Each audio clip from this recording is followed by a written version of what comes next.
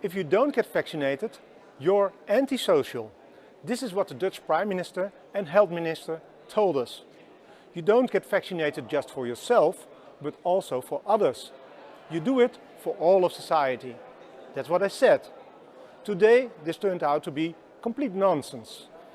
In a COVID hearing in the European Parliament, one of the Pfizer directors just admitted to me, at the time of introduction, the vaccine had never been tested on stopping the transmission of the virus. This removes the entire legal basis for the COVID passport. The COVID passport that led to massive institutional discrimination as people lost access to essential parts of society. I find this to be shocking, even criminal. Please watch the video until the end.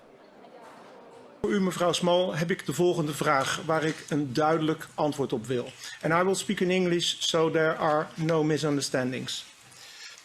Was the Pfizer COVID vaccine tested on stopping the transmission of the virus before it entered the market? If not, please say it clearly. If yes, are you willing to share the data with this committee? And I really want a straight answer, yes or no, and I'm looking forward to it. Thank you very much. Regarding the question around, did we know about stopping immunisation before it's entered the market? No. We had to really move at the speed of science to really understand what is taking place in the market.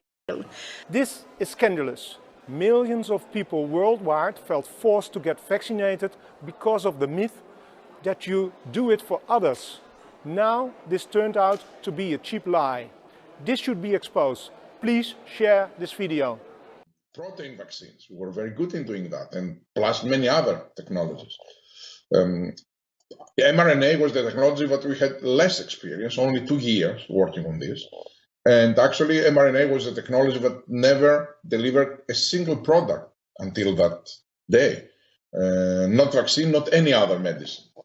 So it was very counterintuitive, and I was surprised when they suggested to me that this is the way to go.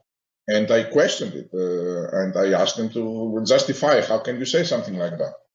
But they came and they were very, very convinced that this is the right way to go. They felt that the 2 years of work on mRNA since 2018, together with BioNTech, to develop a flu vaccine, made them believe that the technology is mature and we are at the cusp of delivering a product. So they convinced me. I follow my instinct that they know what they are saying. They're very good. And we made this very difficult decision at that time.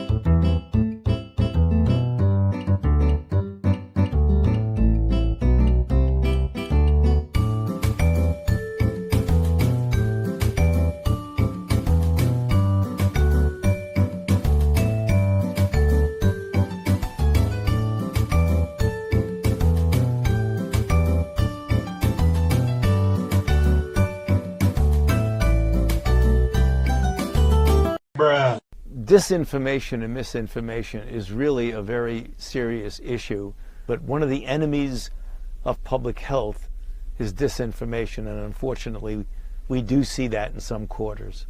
But there are a lot of indications right now that are telling us that there is a protection against transmission of the disease. There is no variant that we have identified that escapes the protection of our vaccine. Against COVID, to come now with a treatment of 90% effectiveness, personally makes me very proud about it. And we know that the 2 doses of the vaccine offer very limited protection, if any. The 3 doses with a booster, they offer reasonable protection against. It is necessary a 4th boost right now. The protection that you are getting from the 3rd, it is good enough actually quite good for hospitalizations and deaths. It's not that good against infections, but doesn't last very long.